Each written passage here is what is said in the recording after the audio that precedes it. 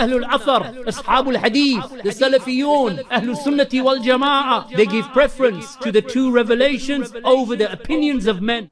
The religion protects and preserves its most essential and most important fundamental from any violation. And the most essential and the most important fundamental in Islam is the kalima la ilaha illallah, Tawhid. It is the thing that enters a person into Islam. And then you testify to the Nabi that is sent to you.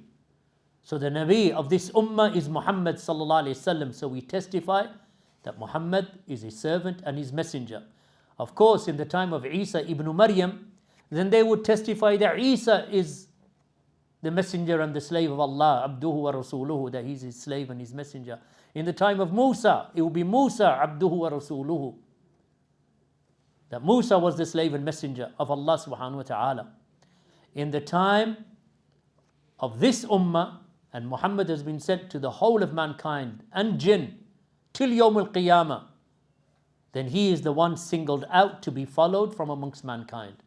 And as for Allah subhanahu wa ta'ala, then the kalima la ilaha illallah is the most important thing to be protected in this ummah till Yawm al-Qiyamah, from the beginning of mankind till Yawm al-Qiyamah. It is the kalima la ilaha illallah.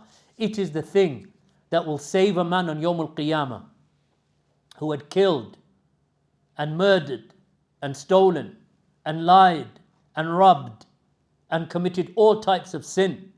So much so that a man will come on Yawm al-Qiyamah and 99 scrolls will be rolled out for him. Imagine 99 scrolls, you roll them out as far as the eye can see. Right into the horizon, 99 of them for one man. Each of them, all of his sins.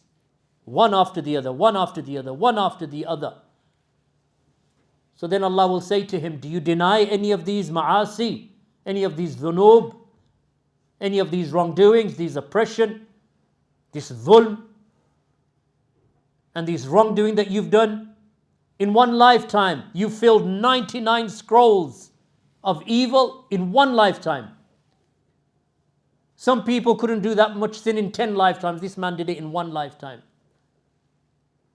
So then Allah places it on one side of his mizan, Yawm al-Qiyamah, one side of the scale. And then he says to him, do you have anything for the other side? Do you have anything for the other side? The man has nothing. He said, La ya Rabb, I have nothing, my Lord. He said, you have nothing? He says, I have nothing. 99 evil scrolls and nothing to put on the good side of the scale. Then Allah says, but rather you do. So then a little parchment is brought out, just a little piece of card, bataqa. It's known as the hadith of the bataqa, actually. It's like bataqa in modern terms, you call it a card, like a little piece, just a little piece of paper. And it is said, you have this. So he thinks to himself, I'm finished. This one piece versus 99 scrolls of my evil, what's it going to do? So it's placed on the other side of the scale and it outweighs the 99 scrolls of evil deeds. When it is looked at what is on this parchment, it says the kalima la ilaha illallah.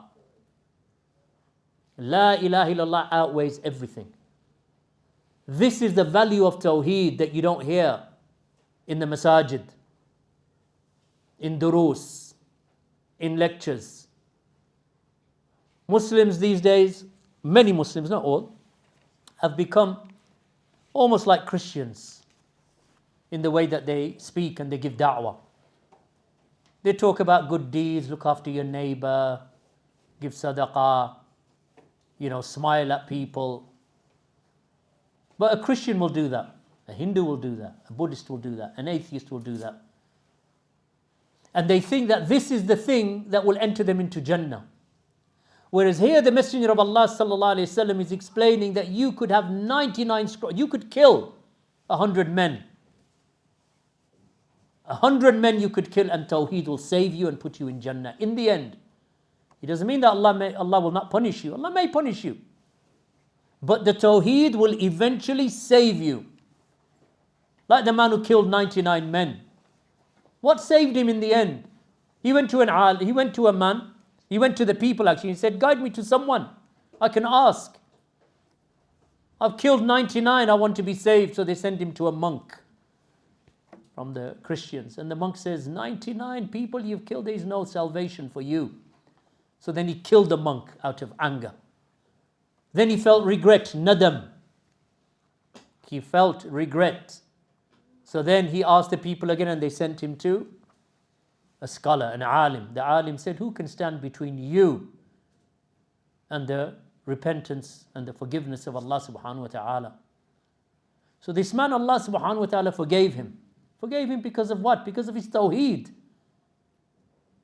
and his desire to do good, even after killing 100 men. So why is this issue not focused upon in the land where it's needed the most? In the countries, it's needed in Egypt, it's needed in Pakistan, it's needed in Bangladesh, it's needed in Indonesia, it's needed actually in every Muslim country. Yet when you go to the Jummah khutbahs, when you go to the durus, this is the only thing that they don't speak about. This is the thing that is avoided. Yet this is the thing that Muhammad sallallahu alaihi wasallam was sent with, and all of the prophets before him were sent with. It is the thing, were you to violate it and break this tawheed, this kalimatul tawheed, were you to break it and violate it, you would never enter Jannah.